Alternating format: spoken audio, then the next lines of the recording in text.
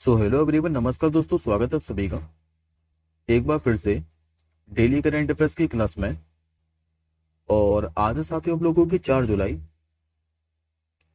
और आज हम सभी 4 जुलाई से बनने वाले सभी मोस्ट इंपोर्टेंट करंट अफेयर्स के प्रश्नों को देखने वाले हैं। तो चलिए साथियों, पहले एक बार मैं आपको फटाफट से मात्र 2 मिनट के अंदर 3 जुलाई के करंट अफेयर्स को क्विकली रिवीजन करा देता हूँ। उसके बाद हम लोग आज के प्रश्नों को कवर करेंगे। और इस क्लास के साथ ही जो पीडीएफ है, ये आप सभी रिवीजन के लिए हमारे टेलीग्राम ग्रुप से डाउनलोड कर सकते हैं। टेलीग्राम ग्रुप का जो लिंक है वो इस वीडियो के डिस्क्रिप्शन बॉक्स में है।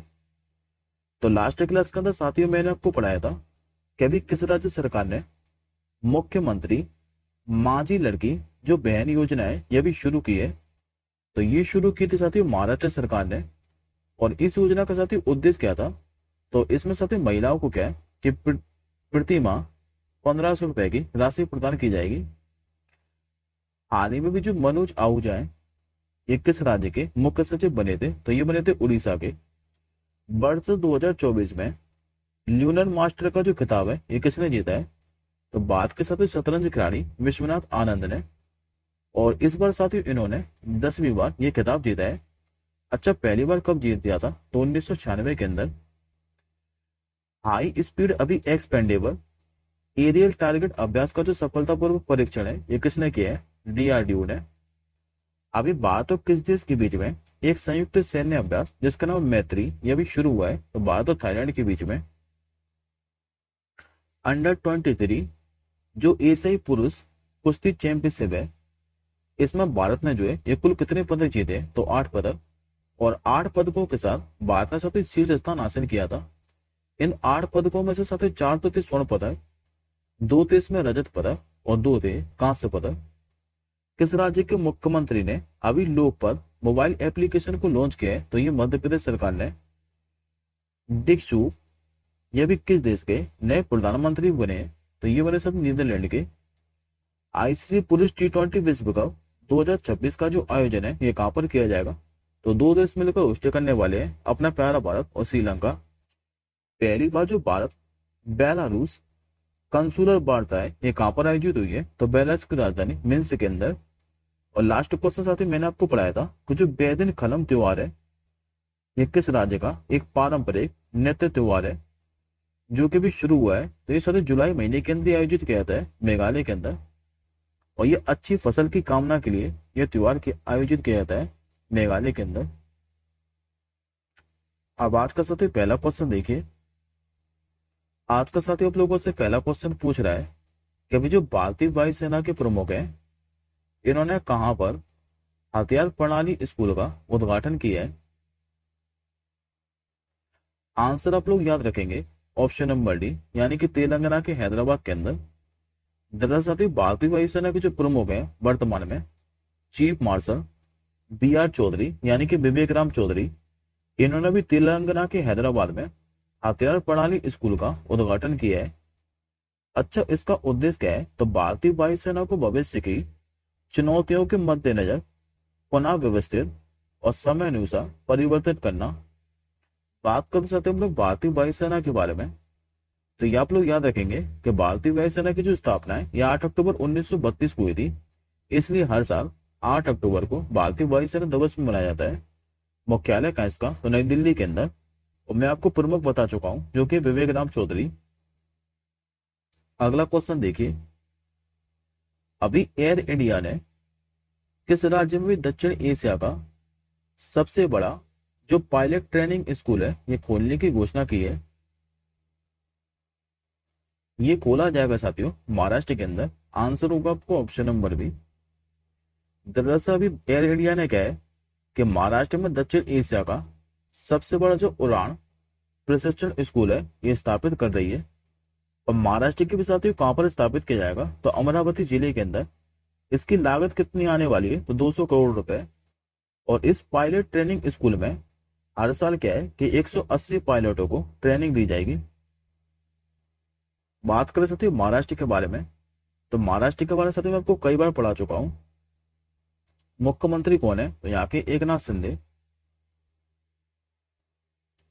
और राज्यपाल है यहाँ के रमेश बैस, जो कि पहले झारखंड के राज्यपाल थे।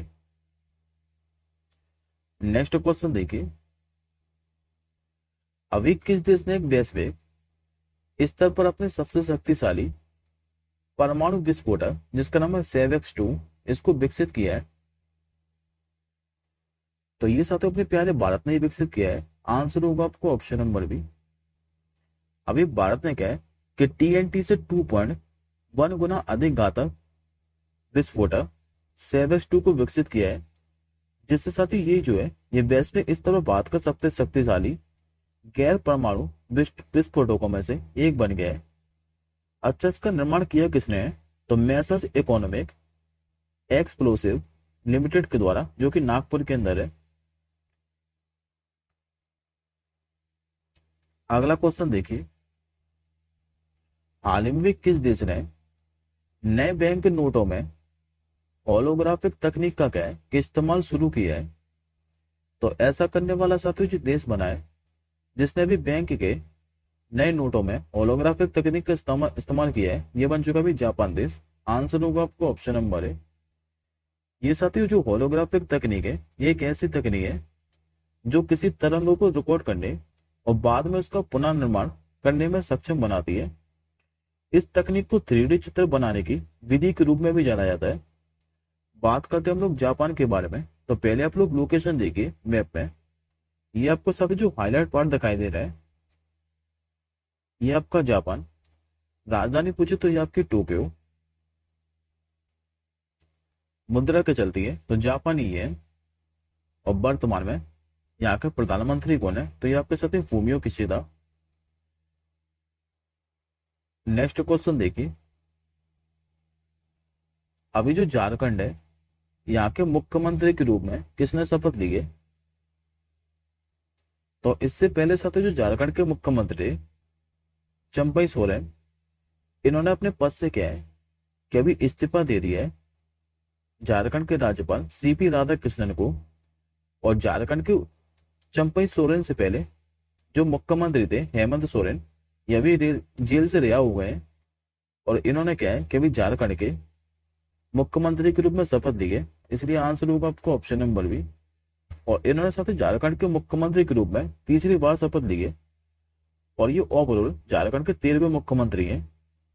बात करते हैं हम लोग झारखंड के स्टैटिक फैक्ट के बारे में, तो राजधानी में आपको कई बार बता चुका हूं, जो कि रांची। मुख्यमंत्री आप लोग जानते ही हैं जो कि फिर से बन चुके हैं हेमंत सोरेन। राज्यपाल यहाँ के वर्तमान में सीपी राधाकृष्णन। और इसमें साथ ही आपको जो हाईलाइट नृत्य दिखाई दे रहा है कर्मा, ये भी एसएससी जो सीपीओ का एग्जाम हुआ था उसमें पूछा हुआ है। तो जो कर्मा लोक नृत्य है ये किस राज्य का एक पारंपरिक लोक नृत्य है? तो याद रखेंगे झारखंड का। दूसरा, इसमें आपको जो त्योहार हाईलाइट दिखाई दे रहा है ये भी पूछा हुआ है एसएससी सीएचएसएल के एग्जाम में। तो जो भगत पर्व त्योहार है ये किस राज्य में मनाया जाता है? तो याद रखेंगे झारखंड के अंदर। और दूसरा, इसी से रिलेट कर सुवाता भी याद रखेंगे। बाकी के भी साथ ही लोक नृत्य लिखे हुए हैं, खाली एक बार आप लोग रीड कर लीजिएगा। राष्ट्रीय उद्यान की बात करें तो 2 फेमस राष्ट्रीय उद्यान है, एक तो बेतला, दूसरा हजारीबाग। और ये साथ जो अभ्यारण्य है ये बिहार दरोगा के एग्जाम में पूछा हुआ है, लेकिन ये इस तरीके से नहीं पूछा गया था। बिहार दरोगा के एग्जाम में इस तरीके से पूछा गया था कि इनमें से कौन सा जो राष्ट्रीय उद्यान है जो कि झारखंड के अंदर स्थित है, जो कि क्षेत्रफल की दृष्टि के हिसाब से सबसे बड़ा है। तो याद रखेंगे पलामू अभ्यारण्य, याद रखिएगा।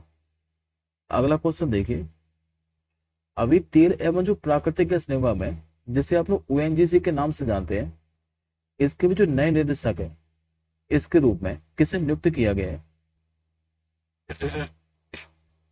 नाम याद रखेंगे साथियों आप लोग ऑप्शन नंबर बी, यानी कि विवेक चंद्रकांत तोंगोकर।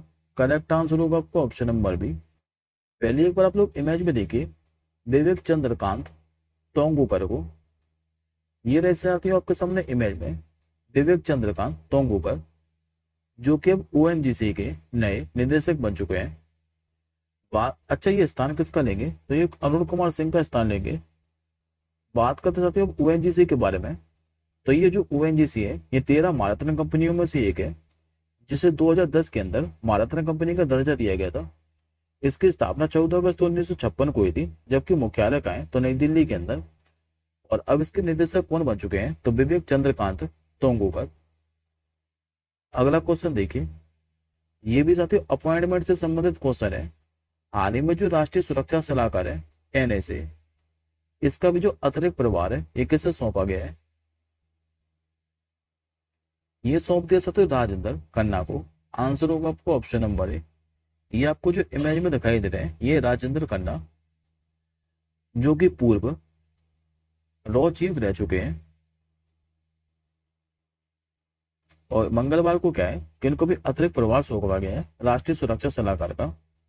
राजेंद्र खन्ना क्या है कि उड़ीसा कैडर के 1978 बैच के IPS अधिकारी हैं और इससे पहले साथी ये डिप्टी राष्ट्रीय सुरक्षा सलाहकार के रूप में जिम्मेदारी संभाल रहे थे। इसके अलावा साथी दो नए उप राष्ट्रीय सुरक्षा सलाहकारों की भी नियुक्ति हुई है, जो कि ऑप्शन 2 में लिखे हुए हैं। एक का नाम है TB रविचंद्रन और दूसरे का नाम है पवन कपूर। हालांकि साथी जो पंकज कुमार सिंह है ये भी अभी उप राष्ट्रीय सुरक्षा सलाहकार है। अब एडिशनल इन्फॉर्मेशन की बात करें तो जो साथियों वर्तमान में राष्ट्रीय सुरक्षा सलाहकार है अजीत डोभाल। इन्होंने अभी तीसरे कार्यकाल के लिए पद की शपथ ली थी। और जो विक्रम मिस्त्री है इनका नाम भी मैंने अभी आपको रिसेंटली पढ़ा है कि इन्होंने भी विदेश सचिव का कार्यभार संभाला है। अगला क्वेश्चन देखिए, अंतरराष्ट्रीय जो प्लास्टिक बैग मुक्त दिवस है ये आपका कब मनाया जाता है? तो वैसे साथियों आपका आंसर जो है ये आपके सामने आ चुका है। ये हर साल 3 जुलाई को मनाया जाता है। वन लाइनर क्वेश्चन है, खाली याद रखिएगा कि पर्यावरण पर प्लास्टिक बैग के हानिकारक प्रभावों को बारे में जागरूकता बढ़ाने के लिए हर साल 3 जुलाई को क्या है कि अंतर्राष्ट्रीय प्लास्टिक बैग मुक्त दिवस मनाया जाता है। एक बार हम लोग जुलाई महीने के बाकी के डेज को रिवीजन कर लेते हैं जो कि हम लोग पढ़ चुके हैं। 1 जुलाई से अभी मैंने आपको पढ़ाया था। तो जो नेशनल डॉक्टर डे है यानी कि राष्ट्रीय चिकित्सा दिवस, ये कब मनाया जाता है? तो 1 जुलाई को, जो कि पश्चिम बंगाल के दूसरे मुख्यमंत्री डॉक्टर विधान चंद्र रॉय की स्मृति में मनाया जाता है। 1 जुलाई को साथ ही मैंने आपको एक दिवस और बोला था कि जो चार्टर्ड अकाउंटेंट डे है यानी कि CA डे, ये भी 1 जुलाई को मनाया जाता है। 2 जुलाई से मैंने आपको पढ़ाया था कि विश्व खेल पत्रकार जो दिवस है यानी कि वर्ल्ड स्पोर्ट और जर्नलिज्म डे, ये आपका हर साल 2 जुलाई को मनाया जाता है। अगला क्वेश्चन देखिए, इस क्वेश्चन पे साथ स्टार मार्क करिएगा क्योंकि ये जो अभ्यास है ये पूछा हुआ है। अभी बात तो किस देश के बीच में एक संयुक्त सैन्य अभ्यास जिसका नाम है नोमैटिक एलिफेंट, ये शुरू हुआ है। ये अभ्यास शुरू हुआ वैसे भारत और मंगोलिया के बीच में। आंसर होगा आपको ऑप्शन नंबर सी। अभी भारत और मंगोलिया के बीच में क्या है, एक संयुक्त सैन्य अभ्यास जिसका नाम है नोमैटिक एलिफेंट, ये भी 3 जुलाई को शुरू हुआ है। और कब तक आयोजित किया जाएगा? तो 16 जुलाई तक। अच्छा, स्थान क्या रहने वाला है? तो मेघालय का उमरोई। इस बार साथ इसका 16वां संस्करण है, जबकि इसके पिछले वाला जो संस्करण था 15वां, यह 2023 में मंगोलिया की राजधानी उलन बतूर के अंदर आयोजित किया गया था। बात करते हैं मंगोलिया के बारे में, तो राजधानी में आपको पहले ही बता चुका हूँ जो कि उलन बतूर। मुद्रा क्या चलती है? तो मंगोलियाई तुगरिक। और वर्तमान में यहाँ के राष्ट्रपति कौन है? तो उकनागिन खुरेलसुख, ये वर्तमान में मंगोलिया के राष्ट्रपति है। अगला क्वेश्चन देखिए, अभी 77वें जो लोकार्नो फिल्म फेस्टिवल है, इसमें करियर अचीवमेंट सम्मान से किसे सम्मानित किया जाएगा? तो हालांकि साथी जो ऑप्शन क्या है कि गलत टाइप हो गए हैं, मैं PDF में करेक्शन कर दूंगा। तो आप लोग याद रखिएगा कि अभिनेता जो शाहरुख खान है,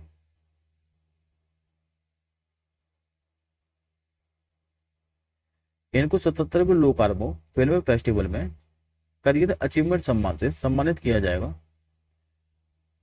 और इसकी जो अनाउंसमेंट है ये 2 जुलाई को हुई है। ये अवार्ड साथ जो SRK है, इनको पार्डो अल्लाह कैरियर अस्कानो लोकार्नो टूरिज्म के द्वारा दिया जाएगा। ये आज का साथ आपका आखिरी क्वेश्चन है कि अभी T20 रैंकिंग में टॉप पर पहुंचने वाले जो पहले भारतीय ऑलराउंडर हैं ये कौन बन गए? ये बन चुके साथियों हार्दिक पांड्या। आंसर होगा आपको option number D. One liner question है, खाली याद रखिएगा कि अभी T20 रैंकिंग में टॉप पर पहुंचने वाले जो पहले भारतीय ऑलराउंडर बन चुके हैं ये हार्दिक पांड्या बन चुके हैं।